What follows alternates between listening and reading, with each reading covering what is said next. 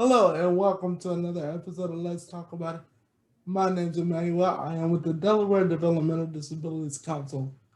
If you have not already, please make sure you subscribe to our channel and ring the bell so you never miss an episode of the Let's Talk About It video series.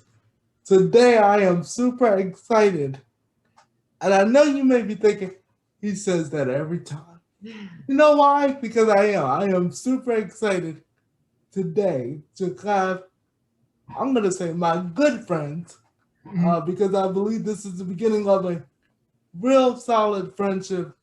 I am here with the Shrader family.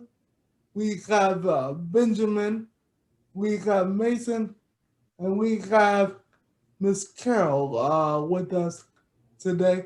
We are celebrating and talking about cerebral palsy, Cerebral Palsy Awareness Day in Delaware is Thursday, so we are a day away from that, and we wanted to put a spotlight. I wish we had like a green spotlight to put it on the cerebral palsy conversation. I want to thank you all for being here with me today, and as I said, I'm super excited because we have so much in common. But we are also going to show how different each person is as well. Again, I am super glad that you are here. Thank you for being with me today. So I'm going to jump right into my list of questions um, with you guys, and I'm again excited about this conversation. So for the audience, can you all tell me a little bit about yourself individually? Yeah. Okay. Benjamin, you go. Yeah. Okay. I was okay. Did you go from left to right?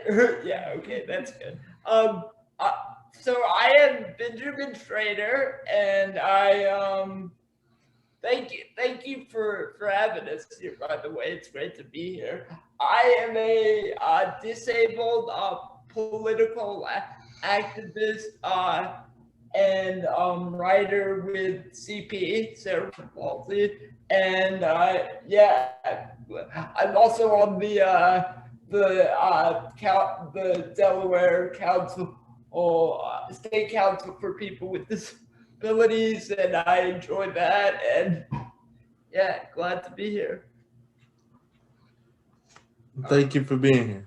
I'll go next then. I'm Mason. Benjamin and I are two individuals of a three-person set. We're triplets, so we're the same age. And then our sister is off in grad school right now.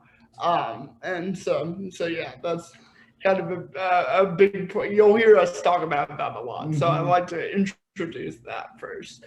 I also have cerebral palsy.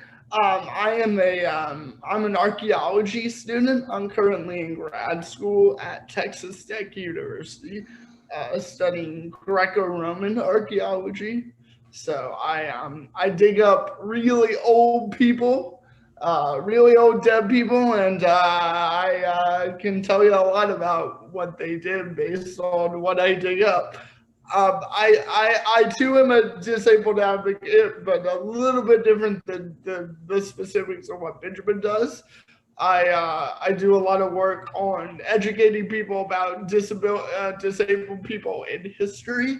So my research interest is disabled people in the ancient world. So how disabled people have existed for a long time. And I talk a lot about how, by looking at the ways in which different cultures across history have sort of discussed and dealt with disabled people, we can learn a lot about what to do better and maybe what to take from those cultures. I also do work in trying to make the field of archaeology more accessible for disabled people. I'm currently writing a publication on the subject on sort of discrimination against disabled people in the archaeological field, because lots of people think that that's not a thing that people with cerebral palsy and other disabled people can do, but I tried to do it. So yeah. So yeah, I think that's generally my whole shtick. So. And I'm Carol. I am the mom of Benjamin and Mason and Claire, the triplets, and as well as our +1, Kate, who is 15. I was brand new to the world of cerebral palsy when the triplets were born. That wasn't something I was familiar with or had a lot of education on. I was a journalism major in college, and my husband decided to, after we had been married for a few years, to go to medical school. And so we were in Chicago when we decided to have our first baby. The one baby ended up being three babies. Note the singular. And they were born almost 3 months early.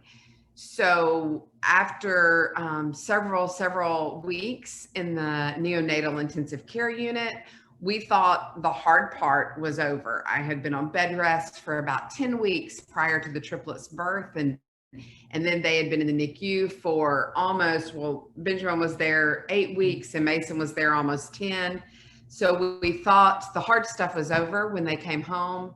But we were kind of wrong, because the developmental preschool I had at my house meant that I had 3 babies doing 3 different things developmentally, none of which matched the books that you read as a new mom. And so we began to explore what it might mean to have cerebral palsy and what that might look like. And so my education came kind of under fire. But I wish that I had known 23 years ago that I would be sitting here today with these young men, because I would have worried a lot less about what the future looks like. Wow, I almost want to throw my list of questions away and just have a genuine dialogue. But I gotta ask this for the audience. Who's the boss between Benjamin and Mason? I think when we were little, it was me. But I think as we've grown up, he has far exceeded me. So I'll jump in and tell you that birth order, it was Benjamin, Mason, and then Claire. That's the order they were born. It was only a minute and a half between babies, really. So, but yet Benjamin very much kind of drove the boat for a long time. They would be in class together, and in first grade, he would make the teacher stop and go check on Mason because he was afraid Mason needed something that he wasn't expressing. He pretty much kind of controlled everything. But I think as they've gotten older, Mason has become such the diplomat. Maybe it's that middle child syndrome that he very much kind of is the one that communicates with Benjamin and then with Claire, and then they all 3 come together, and he's good at maybe he's the counselor of the 3. I'm not sure, but I think maybe he's the one that's running the show now.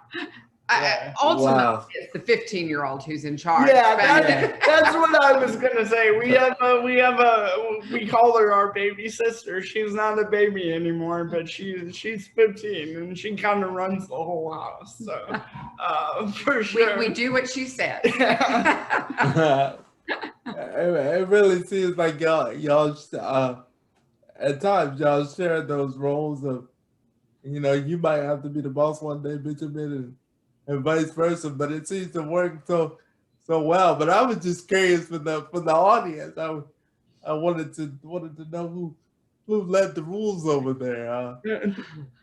We would be remiss if we didn't tell you that Claire, the triplet sister, can be bossy as well. Yeah. So I just feel like Mason is good at getting a grasp on things that go over Claire and my head. Well, you know what? That's good to have, even somebody that helps, to keep things from going over your head and still be able to reach a common goal. Me and my brother, we're not twins by any means necessary. But he's 2 years older than me. But I would tell him to his face that I'm the boss and Yeah. I'm smarter than he is. Naturally. So I often tell him that I'm the boss and he may be older than me, but I'm smarter than you, so listen to me. I got the knowledge. But again, thank you guys for being here. So, Carol, I heard, you mentioned, having children with CP, cerebral palsy, for those who don't know what CP means. Can you tell me what CP is, from your perspective, and how would you explain it to someone? Yeah, it's a great question, Emmanuel. I think that it's a little bit hard to grasp. Cerebral palsy really is just basic, meaning there was damage to the brain at birth, really. And it could have happened in utero or it could have happened right after birth, but it's around the time of birth. For us, the triplets were so early that, they required oxygen and things in the neonatal intensive care unit. And so something happened that caused some damage in their brain. They have what is called periventricular leukomalacia, which means something. Yeah, I was going to say, try to say it back 5 times fast. For them, and if you look at Benjamin and Mason, even though they have the exact same diagnosis, they have cerebral palsy that is caused by this PVL, they're very different. Mason uses cuff crutches to walk around the world. We call them power sticks in our house because that's what we called them when he was a little boy. But he is able to walk, and in the house, he uses nothing. He walks independently. But he can't maintain that long distance, and he certainly falls a lot if he tries to do it. Yeah, even in the house, I'll fall a lot. So For Benjamin, though, that very same insult to his brain caused his body to react in a way that he cannot walk. He used a little walker very briefly as a preschooler. But he uses a power wheelchair to get around and to move around his environment. Benjamin requires 100% assistance to get dressed in the morning and to do his daily living skills, where Mason is able, when it's not a pandemic, to live independently in an apartment in grad school. So it affects them very differently. And I think that's what makes CP so challenging to even discuss, because it affects everybody vastly different. And so it doesn't mean much unless you know what it means for the individual. Does that make sense? So saying Benjamin and Mason both have CP, you might think they look exactly the same, but they're vastly different in the way it presents for each of them. Wow. Totally makes sense to me. And in the beginning, I said we got a lot in common. And that's because I also have cerebral palsy. So, everything you're saying, I'm like, oh my God, this is what I'm talking about. This is what I'm talking about. You bring up something very, very interesting, that it appears or shows differently in each person. And I think that's what makes you see cerebral palsy so different, but also so diverse in the sense that we may share commonalities by diagnosis or by the name. But if you were to get to know us or get to know how we do things or what we like or what we don't like, we're so different. And I think having it since birth or shortly after, whenever you receive the diagnosis, that's what makes it so complex to try to explain it to somebody. But it also gives you the opportunity to put your own personal swag on it, if you will. Yeah, it's true. One of I think the most illuminating differences that I can think of that I use all the time when people ask me to explain CP and how it can differ is it's actually Uber, like the ride sharing service, in that for me, Uber presents a great obstacle, right? Because they don't have wheelchair accessible vehicles, wheelchair accessible ride sharing. So for me, who needs a wheelchair accessible vehicle, Uber is an obstacle, you know, it's a no-go. But see, for Mason, he doesn't need a wheelchair accessible vehicle, but at the same time, he likes the reflexes and foot control to be able to drive. So for him, ride sharing like Uber is an instrument of liberation. So it's fascinating to see how one thing can be an obstacle and one thing can be a liberator depending on who the person is. Yeah, absolutely, absolutely. You know, and you know, you bring up some really good points there. What for me, you know, what makes it, um, you know, having CP to me is a benefit. And when I say that, people kind of look at me like, "Oh my gosh, Yeah. you know, what do you mean?" Well. What I mean in short term is that I'm a great problem solver. I look at things as a whole and not, oh my God, I just got this bad news. I'm gonna waddle up in the ball because I don't know what to do. When I'm more of the strategist, I'm like, okay, this happened, so let me figure out a way to make this work. Where where most people who don't have to think of alternative ways of doing things, they Yeah. don't have those skills because they're used to, Exactly. here's the manual to tell you how to do it. Well, guess what? The manual don't fit my needs. I can't use a manual to put on a shirt the same way, or get a shower the same way, or do things the same way as everybody else. But I have figured out, I have trained my brain to come up with different strategies to be able to do those same things. Yes, it may take me 20 minutes longer to get a shower or to get dressed, or I may have to set my alarm hour and a half before I got to get up versus 30 minutes to throw out the bed to go out the door.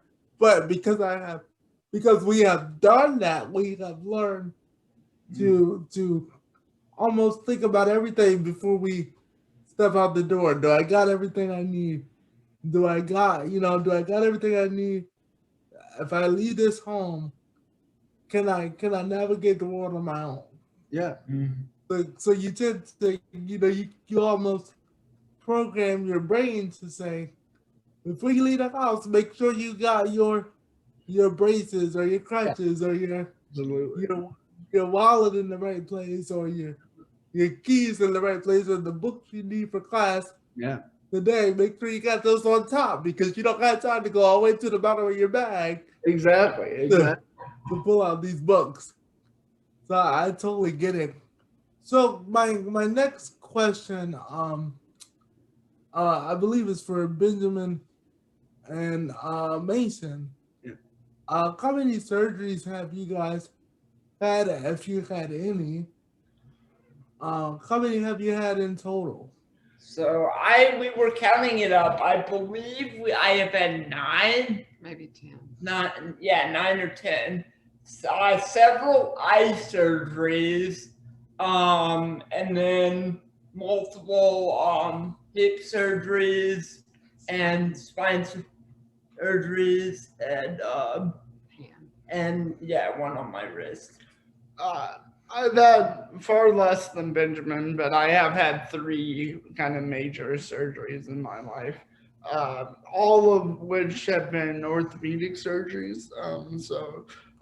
Surgery on my knees. That was also did a kind of ankle rotation on my foot, and surgery on my hip, and then also did rhizotomy on my spine, and then a hardware removal in there too.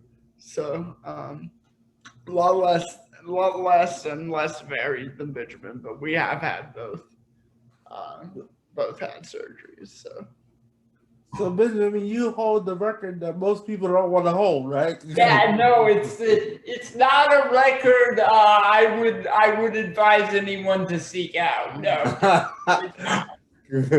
Like that does not need to be in the World Book of Guinness record at all. Unless they really want to have memories of watching classic movies while heavily medicated, which, you know, some people are really into that, I guess. Well, unfortunately, or should I say fortunately, depending on how we look at it, I have had 14 in total. I made the decision a long time ago to be done. I got tired of being the human game of operations. Yeah. I think they made that game after people like us to see what they can remove and what they can add without getting any sides to make any noises. Yeah, exactly.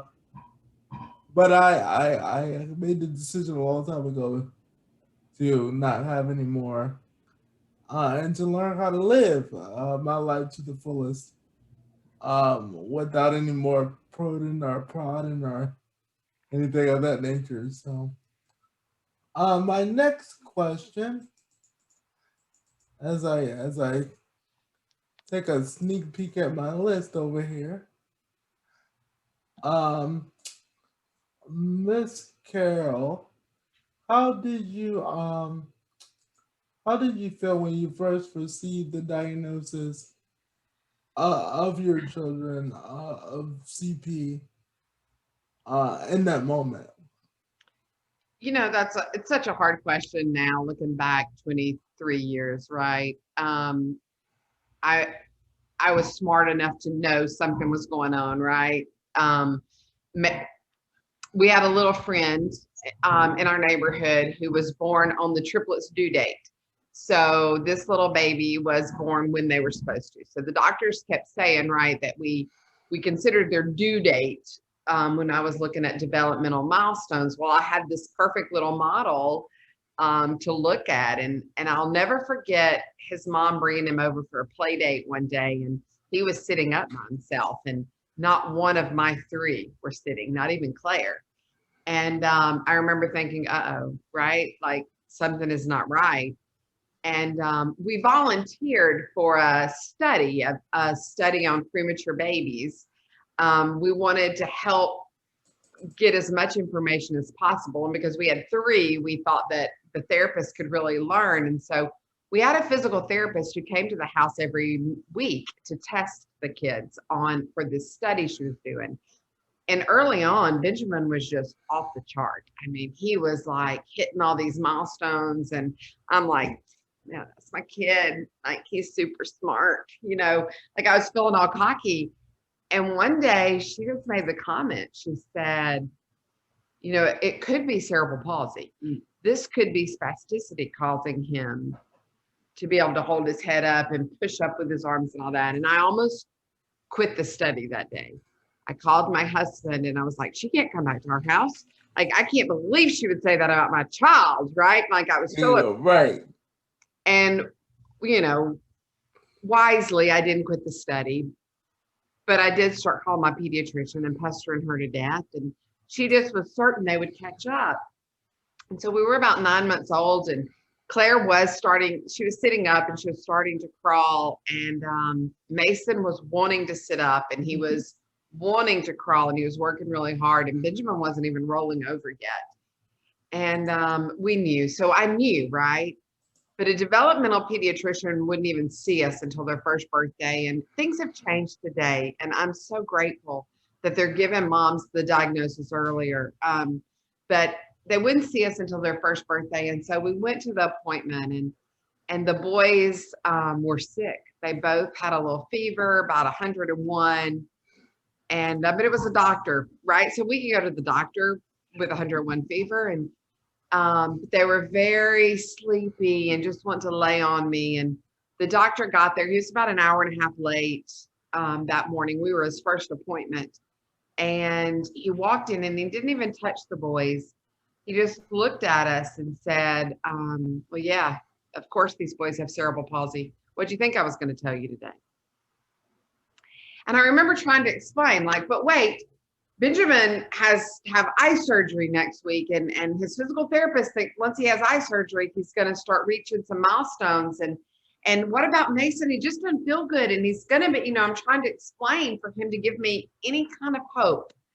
And he, ma'am, I've never seen kids with less head control. Like, he was so horrible to me. And I tell you that story not to say poor Carol and Wade, like we were both there, because what that man did, and he had no idea that he did it, but what he did that day was he lit this fire, and he lit a fire that caused my husband to go into pediatric orthopedic surgeon so he can be the one who tells parents that their child has cerebral palsy, and he can do it in a way that gives them hope. And he lit a fire in me that I was going to raise these kids to know they could do whatever they wanted to do. And that they were no different that day than they were the day before when I didn't have a CP diagnosis. They were the same amazing kids that they were the day before. And we weren't going to treat them any differently. We were going to raise them to reach their absolute full potential. So he was sort of a jerk. He was a complete jerk. And I hope he's not in medicine anymore. But you know what? He didn't, I was so angry with him that I wasn't sad. Does that make sense? Absolutely. I was mad, and I was determined to show him how amazing kids with cerebral palsy can be. And I was right, because they are amazing. Look at you, Emmanuel, and look at Benjamin, and look at Mason. I was right. The world was never limited by that diagnosis for them. And so I should be grateful that he made me mad. But sometimes being mad comes with the gratefulness of being able to take that moment and to say, okay, that's what you think. Yeah. Because you think that. Yeah. Now as a mother, now as a human being, I now have a responsibility and an obligation to show you differently. That's right. That's right. Exactly. That is super, super amazing. But I want to go back to something you said. Once you received it, your husband, sounds like you made a career change. Can you elaborate that on a little? I would be happy to. Wade was in medical school when the triplets were born. So we were college sweethearts. We married right after college graduation, like the Saturday after. Right. Whoa! And he was not letting you get away. And so Wade was an aerospace engineer, and he worked for NASA. And I thought our future looked like, space and a little house with a picket fence and 2 or 3 kids. He wanted 2, I wanted 3. Clearly I won right off the bat because we had triplets. But my dad had gotten sick early in our marriage with cancer and ultimately died. And at that point, Wade decided he wanted to go to medical school, that he wanted to be, that he felt like God had given him his mind and he needed to use it. And so he decided to go to med school. So we were in the middle of medical school when the triplets were born. And we'd been married 6 years. We thought it was time to have our first baby. And so we'd had these 3 beautiful babies. And he was interested in ortho just because orthopedic surgery is very engineering based. Everything they do is the same sort of things he had learned and studied as an engineer. But then the triplets were diagnosed, the boys were diagnosed with cerebral palsy, and his world began to change. And initially in training, he was at the Mayo Clinic doing his orthopedic surgery residency. And initially he would come home and he would say, I operated on a kid that looked just like Benjamin today. I cannot do pediatrics. I cannot do pediatrics. I can't operate on Benjamin and Mason every day. It's going to make me cry. And I was like, nobody's saying you need to do pediatrics. You do you, right? You're fine. we've got the CP thing covered. You're fine. And one day he came home and he was like, I have to be the one. I have to be the one that when the mom and the dad say, what does this look like? I have to be the one to say, let me walk you through this. And so he did 5 years at Mayo in ortho, and then he did a year in Texas where he specialized in pediatric orthopedics. He practiced for 10 years and started a cerebral palsy program in Phoenix, Arizona, and then was asked to come to Mississippi, which is our birthplace. That's where we grew up and met and all of that. He was asked to come back to Mississippi, and we kind of thought that was it. We would end our, we finish out life in Mississippi. And Nemours in Wilmington, Delaware, called and said, we'd like you to come run our cerebral palsy program. And working at Nemours is kind of like, oh my God. Land. It's kind of like working at Disney. So, he's got these great research assistants and heads of research, and he's got these great therapists, and he's got wonderful nurses and staff and partners. And so he couldn't say no. He's so now Wade is here. He does surgeries in manual that they video and they send all over the world, where he's teaching other doctors how to take care of kids with cerebral palsy. And we were talking the other night, he did this this surgery that was sent out, and it was reached 6 different continents viewed. This 8,000 doctors on 6 different continents watched how to do this surgery. Unfortunately, the penguins weren't watching it in Antarctica. That was very disappointing. Nobody in Antarctica was watching. But, for us, I say our hope as a family and our focus as a family is that we bring hope to even just one other family, right? That is walking this road. And so to watch Wade be able to help people better care for families like ours, it gives it purpose and meaning, right? And so it's kind of exciting, and it's great to be here. I can't wait till the book comes out. Listen. We've been saying that for years. Listen, because just by you sharing the glimpse of a journey, I almost forgot this was a recording. I am on YouTube, and my emotions is like, oh my God, like because I remember as I got older, I remember my mom's feelings, her thought, and what was told and what was expected. Now, don't get me wrong, I've had some great doctors at Nemours, but they were only giving us or giving my mother what they thought at that time. So to have someone who doesn't just understand it from a medical perspective, that when he walks into a room, that he is talking to a living being, that he is talking to a soul, that he could be the blessing or the curse if it's delivered the wrong way. That's right. So to have a human to come home and say, you know what? Forget about what I said last week. I realized that I need to be the one to share that news, and I can imagine when he walks in the room, he doesn't only give the medical perspective, but he can share my children have been able to live and to live without limits, to not just exist, but to be part of society, to be an archaeologist, to be a political major, to do all of these, because normally, and I can speak to my own story, normally my mother was given all the things that I would not be able to do. Yeah, right. Exactly. He is not going to live on his own. He is not going to have children. He is not going to receive a diploma. He is not going to be able to do X, Y, Z on his own. I mean, I was able to prove him wrong, but that was because I got the ambition and the will to do it. Yeah. And my mother had took that advice. Who knows where my life went?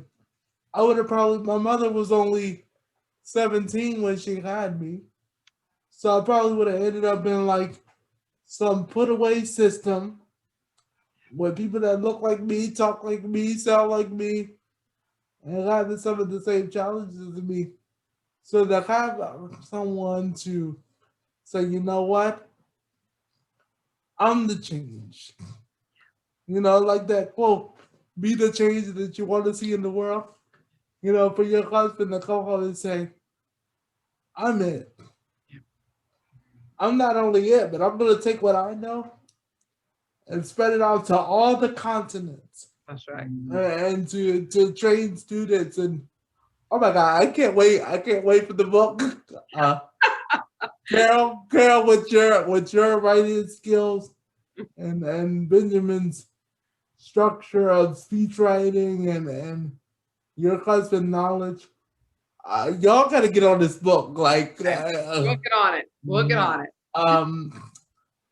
Include the dogs. Absolutely. Yeah. Because they'll have at least half of it Yeah. dedicated to them if everyone else has this. because I see the book and I see a potential Netflix documentary. I'm serious because for too long the cerebral palsy community has been too quiet. Yeah. That's right. And I've been saying it for years. Even myself, I got several books in me that I just want to get out on paper and get it down before I leave this earth. But it really sounds like the universe said, I'm going to put all these things in order. They're going to have some children. They're going to be dedicated to this process. And then not only are they going to have children, I'm going to make sure a doctor comes out of this to be able to spread it, you know, amongst the world. I can't wait for the book and the Netflix series. Just know I'll be the first one in line That means so much. To read it. And I imagine, you know, understanding the disability world, that book will also be done on the audio as well. I hope so. That's right. Because I listen to audiobooks. That's right. We want to make sure that everybody can read it, but I am in total awe of the journey that you guys have took. Thank you. I almost forgot I had a list of questions. That's how excited I am because it is such amazing things to not only realize a challenge, but to step up and say, you know what, I'm the answer to that challenge, to make change and to make the world a better place. So Benjamin and Mason, my question for you is, how was it growing up? You know, as first and foremost, as a young man, but also as someone having cerebral palsy. Was it any different, or how was it? Yeah, you want to go? It's fine. It's fine. I insist. I remember when I was little, to the extent that I noticed it at all, notice the difference at all, it was like in little things. Like I would say, oh, it's good, I get to wear this, you know, cast or bracelets that look like a pod racer from Star Wars or like that. But I don't think it really weighed on me that much. I don't think I thought about it that much. Then when I became in like a preteen, early teenage years, that was when sort of the self-doubt about the future and about my ability to do stuff, that was when that happened. And right around that time, I started to do, we started to do a theater program in Arizona, and it was really a huge force for both Mason and I in terms of making friends, but also expressing ourselves and being open about who we were and our disability and everything. I don't want to, Mason has a pretty good story to tell with that regard, but I don't want to jump on his toes. Oh, well, you're teeing me up. I was not planning on talking about that, but I can. So, yeah, I mean, I would say two things. I think growing up, Mom did a very good job emphasizing to us that no matter what the sort of systemic problems of the world told us, right? The kind of failures of doctors and politicians or whatever. That our cerebral palsy ultimately did not have to be so disabling, right? It did not have to be something it did not have to be an obstacle. And she did such a good job at teaching that growing up, I never it never occurred to me that people might think of my CP in a different way than that. I got to high school, and high school is weird, right? Like everybody, high school sucks for everyone.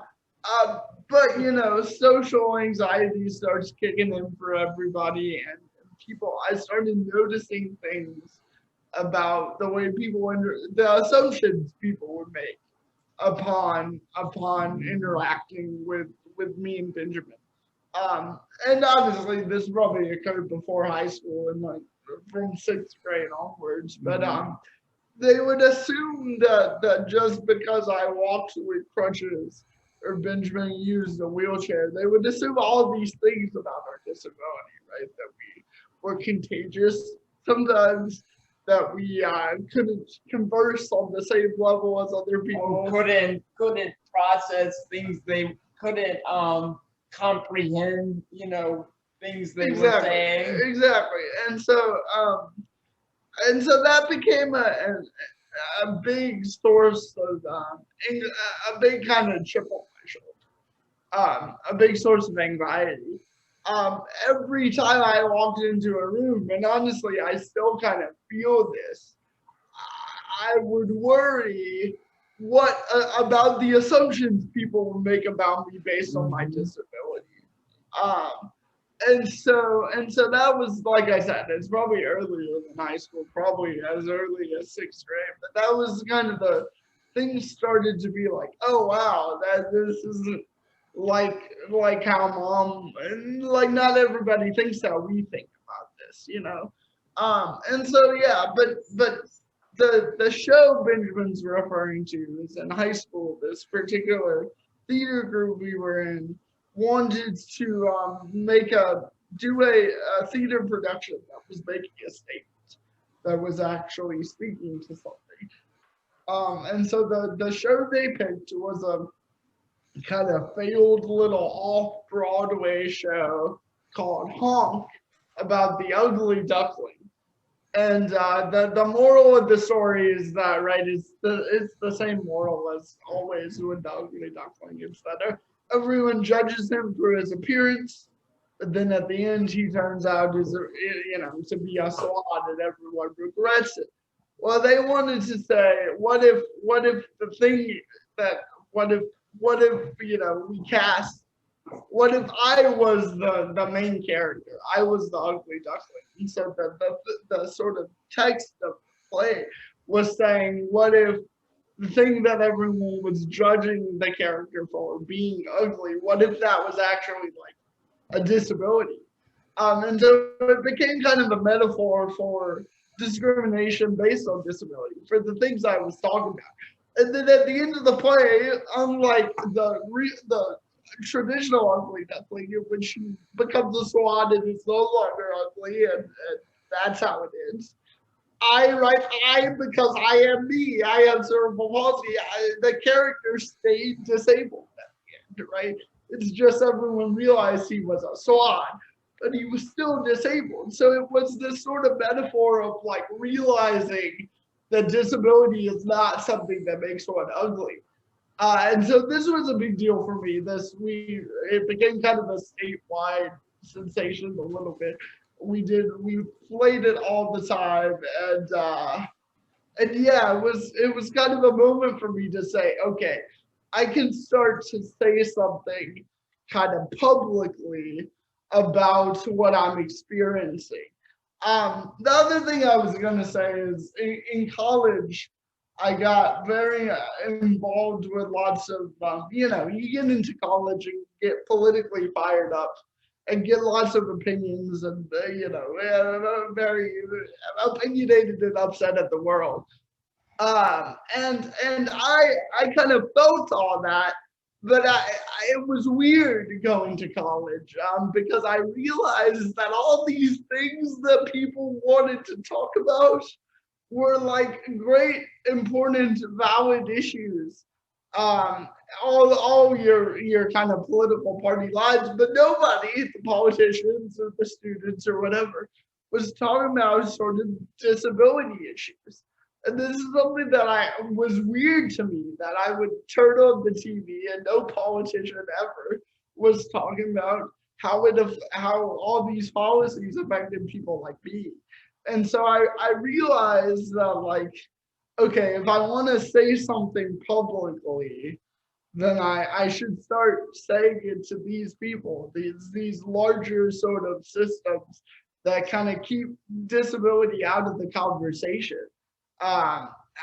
And so then I that's kind of part of what made me realize, I can say something, I need to say something, but it has to be saying something that needs that people aren't saying. All right, there's too much silence. So that's kind of where I was initially gonna go, but Benjamin teed me up for the whole thing. I just think that as asking about like when we were younger and growing up, I think that's a formative story, and I think Absolutely. I hope that made sense. I hope it was coherent. It does. It makes complete sense. And Benjamin keep that up. I'm gonna have to make him a co-host and let him come over here. Yeah, And exactly. I'd be more than willing. I'd like interviews. Talk a lot. we may have to talk about that. But I would be sad if I didn't get to know that story. I mean, the way you shared it and the way you brought home the points, that it began to make this kind of movement, that is so needed. Even though that was years ago, I'm sure that those things are forever engraved in people's hearts and minds to think about things differently. And I don't know. It seems like you guys are the perfect family to have such a, not even a challenge. Not even, for you guys, it's not even a challenge. It's more of a, sounds like more of a benefit and a blessing.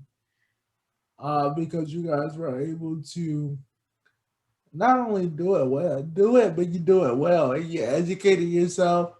I mean, for crying out loud, your dad decided to go be a doctor, to carry that on, and you guys are both examples of, and I know I hear people say it all the time, oh my God, your life is so amazing, blah, blah, blah. Yeah. You're such an inspiration. No, first of all, okay, I am just doing what maybe you should be doing. And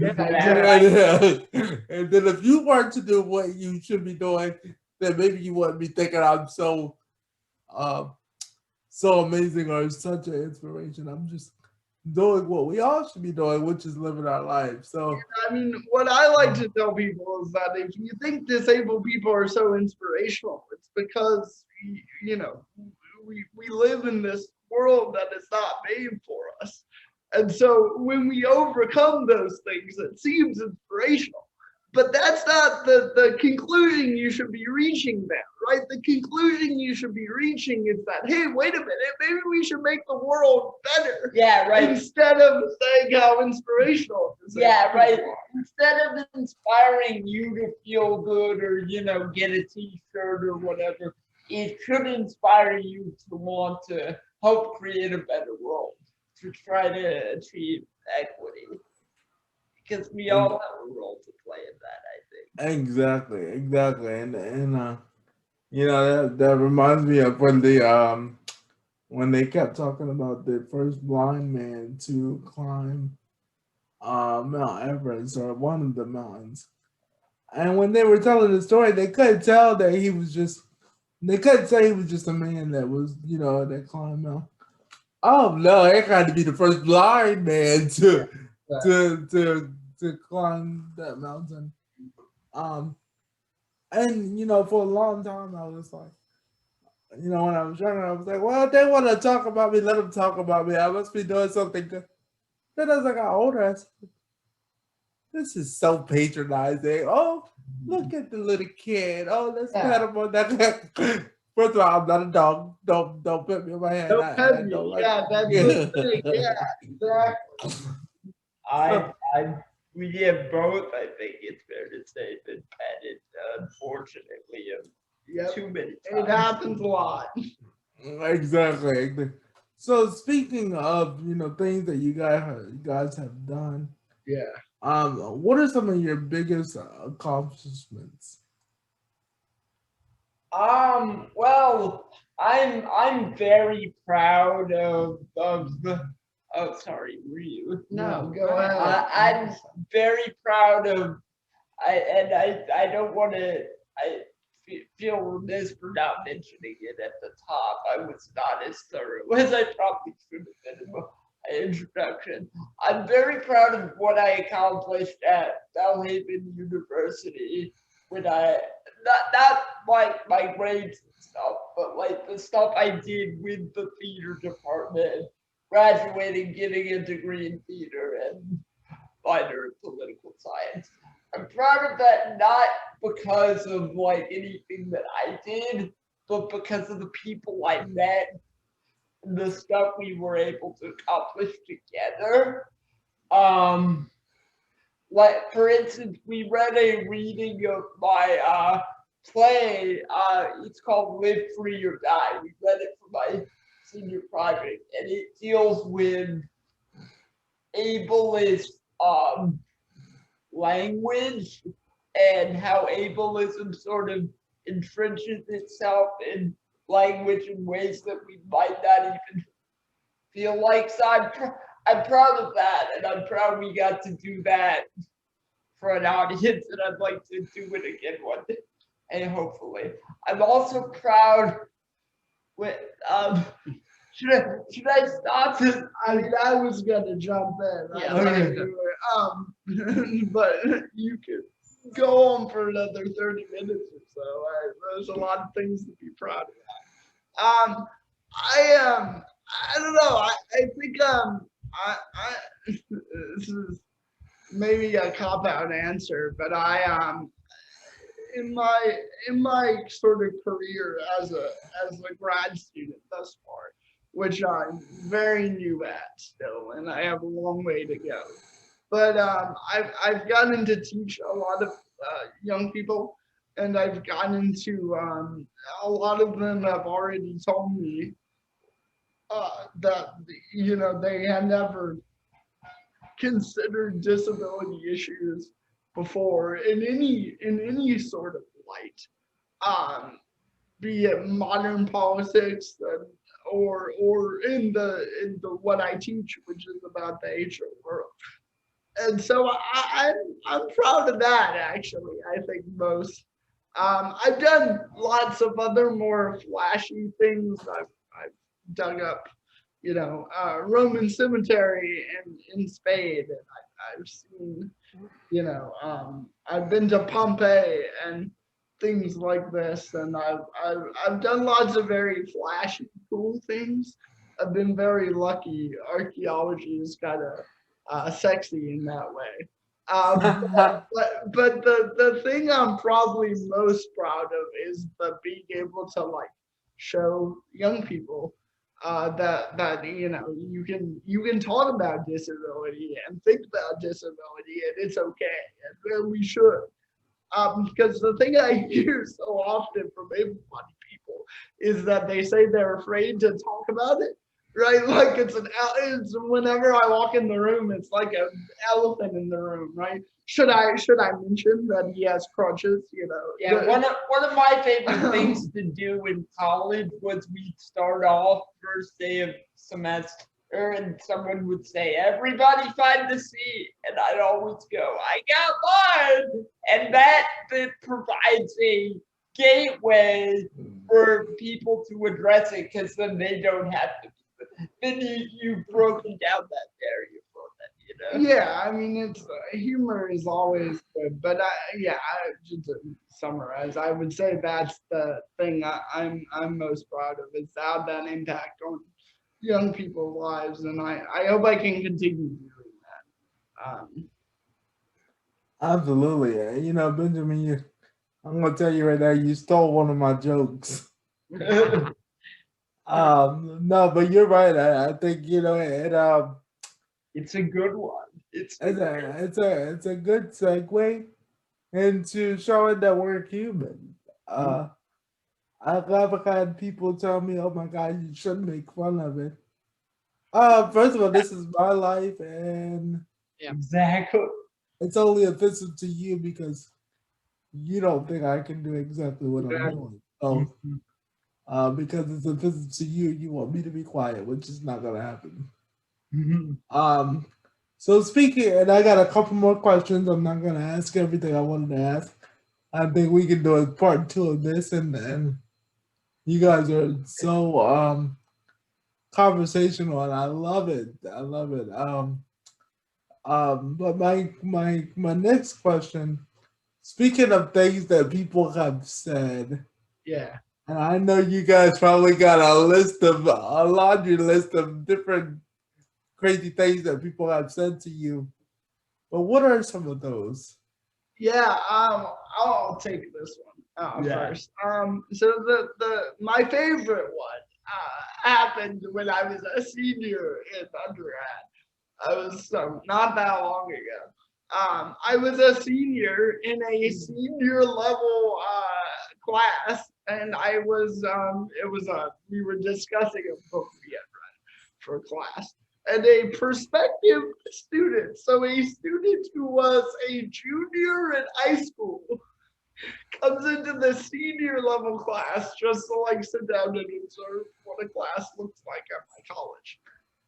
And we talk, and I'm sure you can tell by now, but I like to talk, and so I was very loquacious in my class discussion, very verbose. And at the end of it, the end of class, everyone's filing out, and this little junior in college turns to me, junior in high school turns to me, and she goes, "How did you get so articulate?" And like, she was just so impressed that I, a disabled person, could speak as well as I could in a senior level class in my major, right? Like no one else would walk into a class and see somebody and see them in their major and say, "Wow, you know a lot about this stuff." Yeah, no kidding, you know a lot about it, right? So, but she did to me, and it was very funny. I get asked often, like how in the world I could do archaeology. Like how would that even be possible? Being disabled, I get that from archaeologists, in fact. who have like worked with me before, they're so surprised that I can do, my job. So I get those a lot. So that's kind of a sampler, but yeah, there's a lot more. Wow. I love this question. And I had actually, before we came on here, I had batted around several different candidates, because there are so many, unfortunately, or fortunately, depending on how you look at it. I think my favorite one has to be, and because I'd be remiss if we didn't talk about this, which is my personal care attendance. And particularly those last few years of college, we had a great lineup of attendants to take care of me, and they were great. And they were my whole world, and I miss them every day. So getting that out of the way, I love personal care attendants. But there were some bumps in the road, shall we say, to get to that moment. And I will never forget one day, Mom was training this one particular gentleman to help dress me, or to dress me, I should say, because it's a 100% then. But training to dress me, and he said, "Man, I can't wait till I get to be 106 so I can have this experience." And I Wait. He said he couldn't wait till he became 106 Yes. to have that experience. Yep. Yep. Of someone helping him get dressed. Helping him get dressed. Yeah. Wow. Yeah. Wow. Yeah.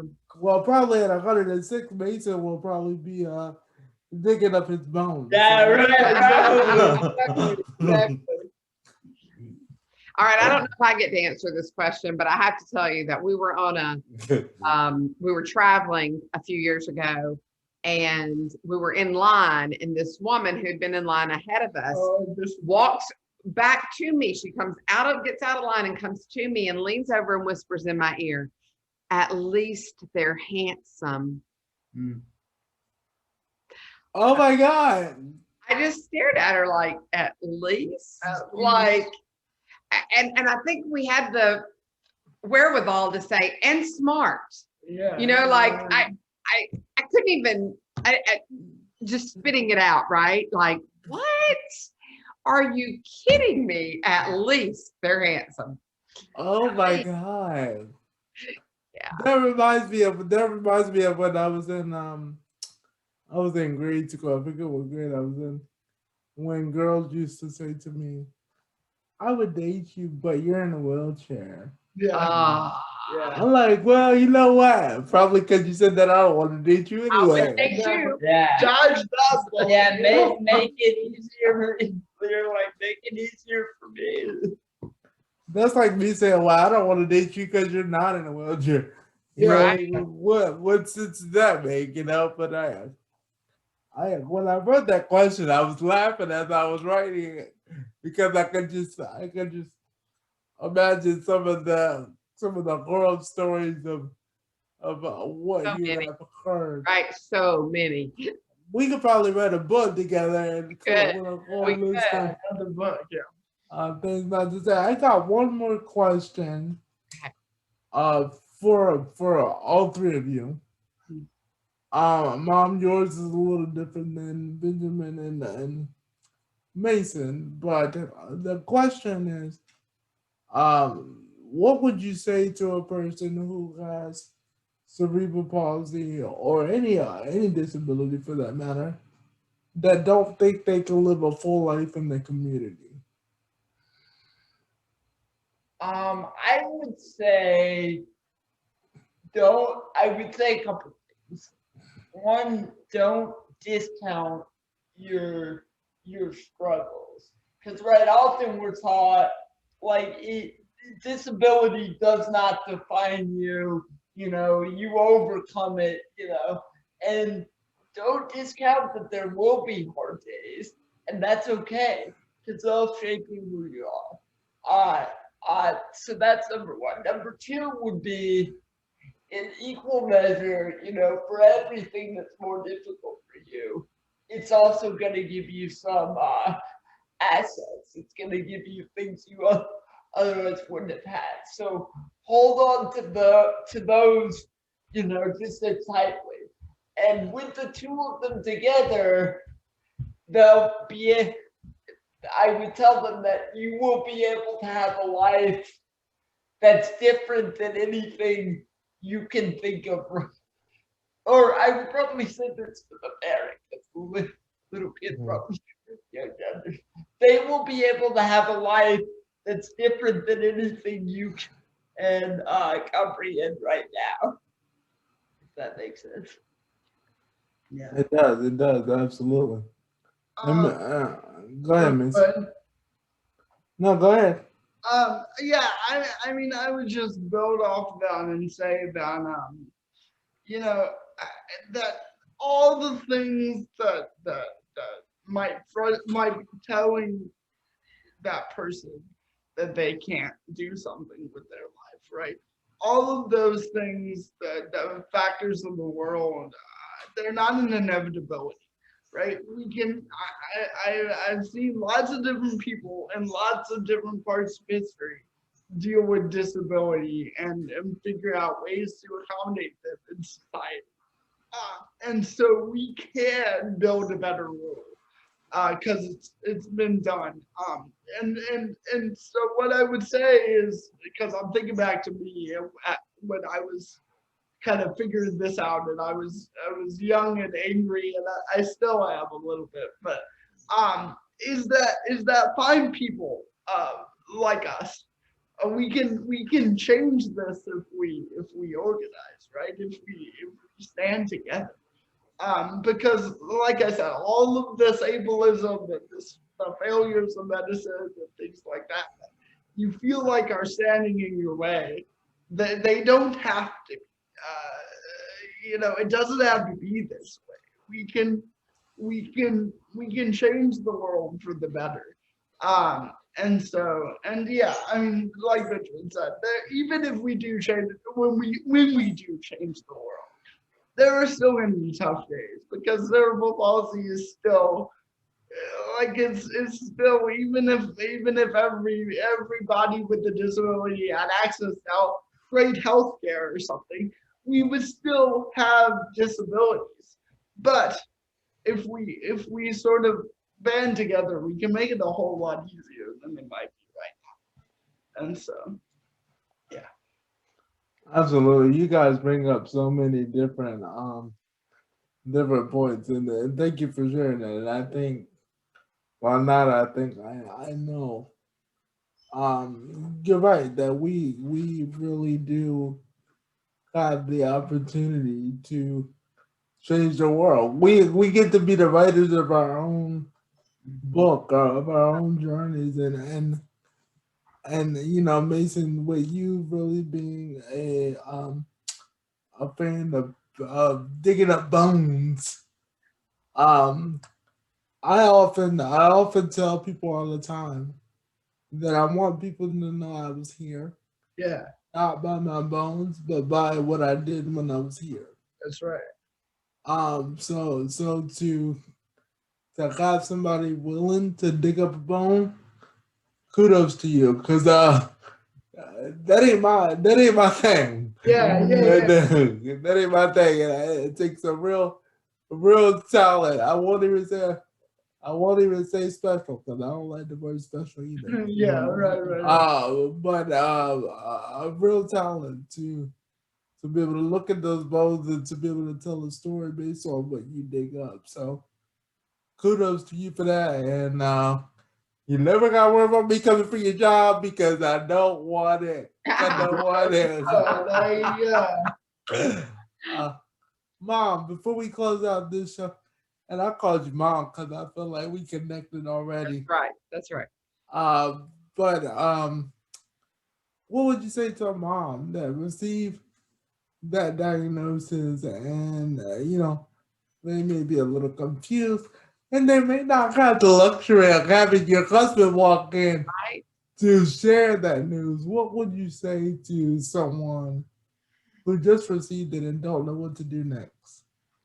You know, I mean, everything I do and think and write is trying to help that one mom, because I do remember how hard it was, and those early days, those preschool years where I didn't know what CP meant for Benjamin. I didn't know what CP meant for Mason. So what I would say to myself would be relax a little bit. They're going to be amazing. Trust your instinct on that. You know, I had a friend when the triplets were maybe 3 who brought me a news article she read in a magazine about a doctor, Dr. Jan Brunstrom, who is a doctor in Texas who has cerebral palsy. And Dr. Brunstrom is now a really good friend of mine, but I did not know her then, except that this little article, and it was only, you know, this big with a couple of pictures, and I ripped that page out and I carried it in my purse for years. Like if you found the purse, you would probably still find the article there. And I only carried it because I needed that hope, right? That CP doesn't have to define you. So what I would tell a young mom, a young me, is that cerebral palsy is a diagnosis, and it very well will color your world. Our world is definitely colored through a CP lens, but that isn't necessarily a bad thing. I've watched the boys accomplish more than I ever imagined. Things that have allowed them to find their path. Mason wouldn't be on this path if he didn't have cerebral palsy. He would not be doing this research if he didn't have CP. And it's amazing and interesting and fascinating research that needs to be done. So yes, cerebral palsy is going to change your world. It's going to change your life, but that is not a bad thing. Enjoy every single moment and know that when the hard days come, there are going to be more good days than bad. Wow, that is a perfect way to end the show. I'm not even going to add anything to that. That is a perfect way. So as always, I want to remind everyone to please subscribe to our channel. I know this video is a little longer than what the rest of them are, but when you got something good to say, you just got to get it out there. We hope that you will watch the entire, even if you got to watch it in segments like you do your Netflix episodes. We hope that you will watch it and leave us a comment. Leave us a comment, leave us a thumbs up, subscribe to our channel, and ring the bell so you never miss an episode of the Let's Talk About It video series. And as I always say, until next time, be safe and don't forget to wash your hands. Bye, everybody.